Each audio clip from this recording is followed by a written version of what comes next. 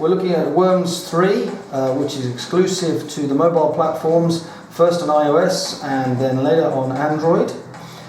We have taken the original Worms 2 Armageddon that we had previously and adapted it. We now have new graphics with 4 different levels. We have a new control system. In addition to the original control system, you can now use a D-pad and buttons, which makes it easier for newcomers. We have a number of game modes, so we have a single player campaign mode. We also have the regular games where you can play forts or deathmatch online against one another. We have asynchronous play, so you can play turn-based games with your friends and have a number of games running at the same time.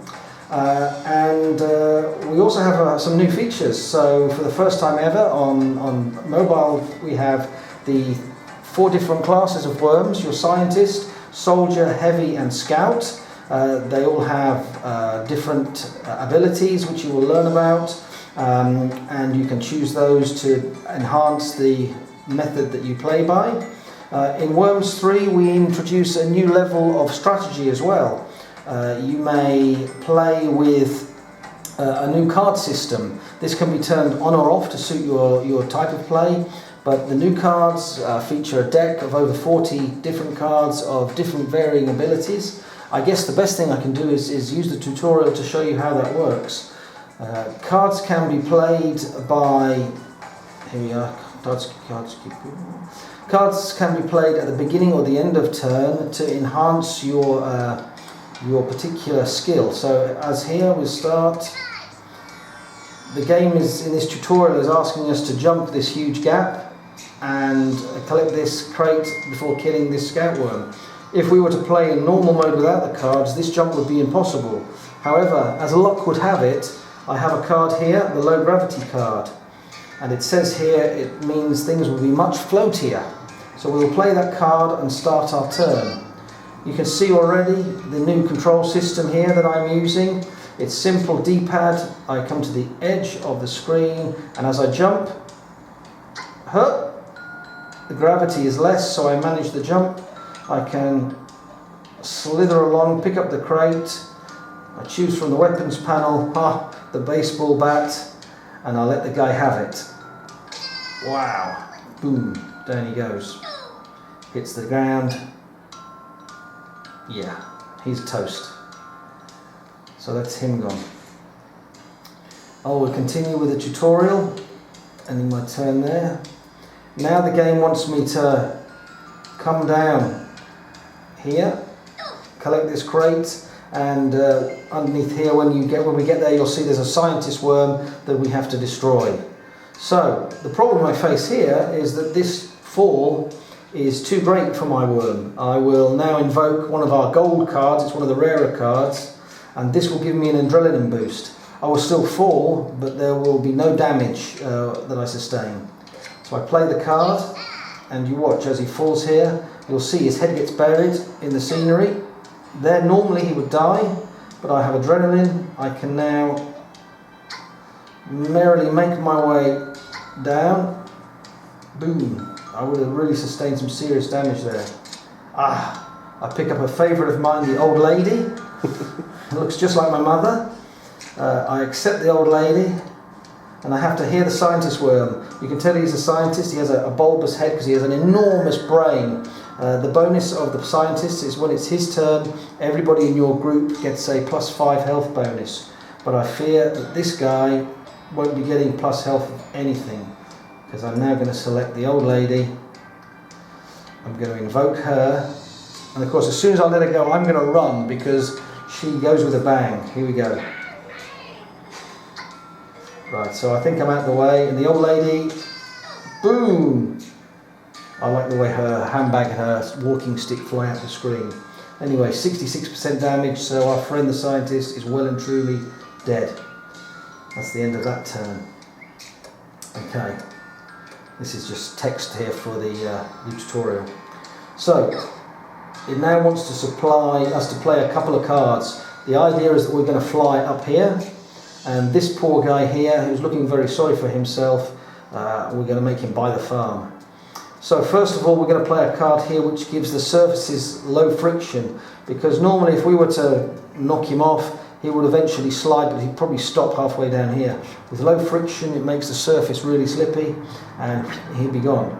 The other problem I face is with the jetpack, I have not enough fuel to get myself up here. But this bronze card here will double my range by giving me 200% of my power, flying power, so I can invoke both of these. At any start of any turn, you can do up to 3 cards. I'm doing 2 now. So my little guy will run over here and pick up this crate. I don't know if you can see in the video, there are swirls around the screen which indicate the wind speed and direction. There's a clue up here as well. It's 3 knots to the right here, but that doesn't matter. Okay, so now I select my jetpack. Oh, hang on. And now I start my jetpack. Oh, come on, little guy. There we go. And from the crate, I've picked up a new weapon called Nora's virus. It's a play on words for the neurovirus that made people very sick recently. So the wind is flowing that way, so that's good for me. I can take the virus and let it go. So there's my poor guy. He's poisoned, and the cloud of gas, if there were any worms, it would poison them as well. So we've got rid of him. We'll now come to the end of this level here, where we will go and collect that utility crate.